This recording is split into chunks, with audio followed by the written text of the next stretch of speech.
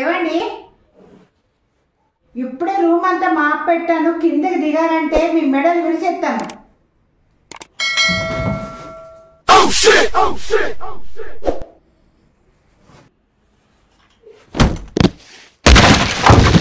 ఏమండి వచ్చి లేపండి నన్ను. ఏమండి పడిపోయిన వచ్చి లేపండి నన్ను. అమ్మో కాలు కింద పెడితే మెడలు ఇచ్చేస్తావు కదా, నేను రాను, నా వల్ల కాదు.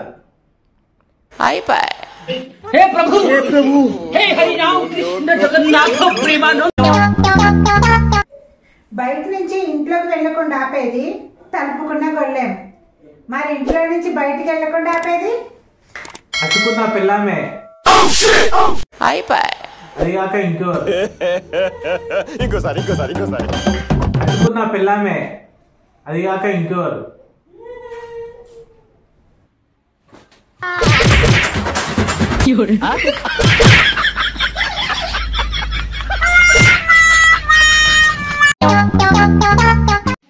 జడ్జి గారు, భర్త భార్యను కొడితే పుట్టింటికి వెళ్ళిపోతుంది కదా, మరి భార్య భర్తను కొడితే భర్త ఎక్కడికి వెళ్తాడు చెప్పండి జడ్జి గారు. నువ్వు ఎక్కడికి పోలేవు నాయనా, అందుకే నీ భార్య జోలికి పోవద్దు. వేరే మార్గం లేదా జడ్జి గారు? ఏమీ లేదు, సైలెంట్ గా ఉండడమే. జడ్జి గారు, నాకు ఒక డౌట్ ఉంది, సమాధానం చెప్పండి. యోగాకి యోగంకి తేడా ఏంటో చెప్పండి. ఏమీ లేదు నాయనా, నువ్వు సైలెంట్ గా ఉంటే యోగా చేసుకున్నట్టు, మీ ఆవిడ సైలెంట్ గా ఉంటే నీకు యోగం దక్కినట్టు. జడ్జి గారు మంచిగా చెప్పారు, నా కళ్ళు తెరిపించారు జడ్జి గారు.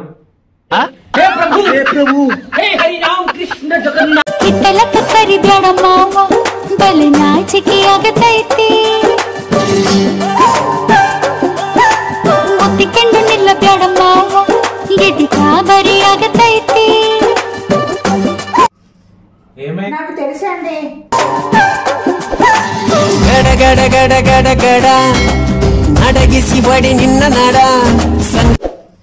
ఏమైంది? ఇంకెంతసేపు రెడీ అవుతావు?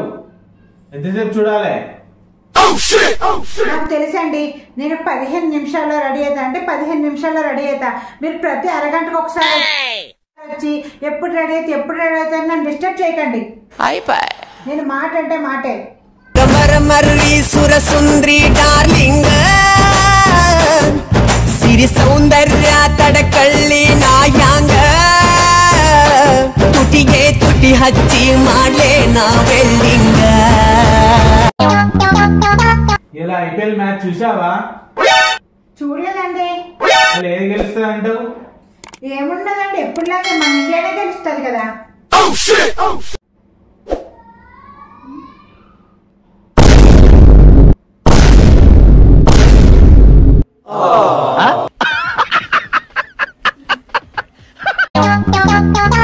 ఏమండి నాకు డౌట్, ఎందుకు పెళ్లి చేసుకున్నాడు ఆ దేవుడా అని మీకు ఎప్పుడైనా అనిపించిందా?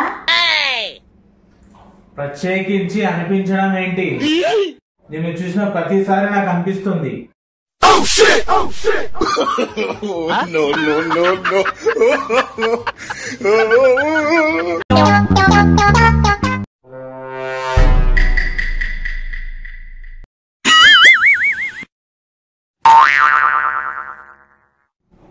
ఏవండి ఏదో ముఖ్యమైన పని ఉందని వెళ్ళారు కదా, మళ్ళీ ఎందుకు వచ్చేసారు? నేను అప్పటికి చెప్పాను కదా, వెళ్ళేటప్పుడు ఎక్కడికి అని అడగద్దని చెప్పాను కదా. అవునండి, ఇప్పుడు నేనేం అడగలేదు కదా మీరు వెళ్ళేటప్పుడు ఎక్కడికి వెళ్తున్నారని. అది కాదే, నువ్వేం అడగలేదు. బయటికి వెళ్ళి ఆటో ఎక్కితే ఆటో వాడు అడిగిండు, అందుకే వాళ్ళని చెడమెడ తిట్టేసి మళ్ళీ ఇంటికి వచ్చాను. బాగానే ఉన్నాయి మీ వేషాలు, బాగానే ఉన్నాయి మీ వేషాలు అన్నీ. ఏదో అత్త మీద కోపం దుత్త మీద చూపించినట్టు ఎవడో ఆటో వాడు అడిగితే ఇంటికి వచ్చి నా మీద అలుగుతున్నారా?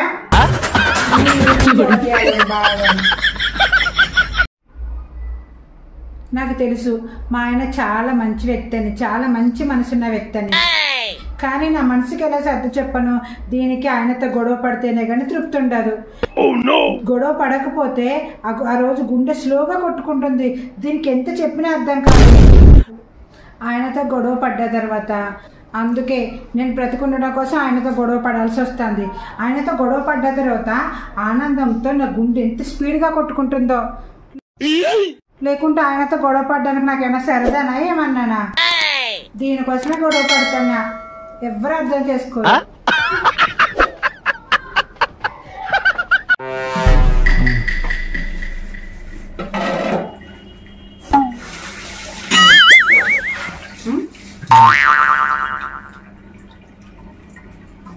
ఒక్కొక్కసారి నాకు అనిపిస్తుంది ఈ గిన్నెలు తోమి తోమి నా అదృష్ట రేఖ, నా ధన రేఖ చెరిగిపోయినాయేమో అనిపిస్తుంది.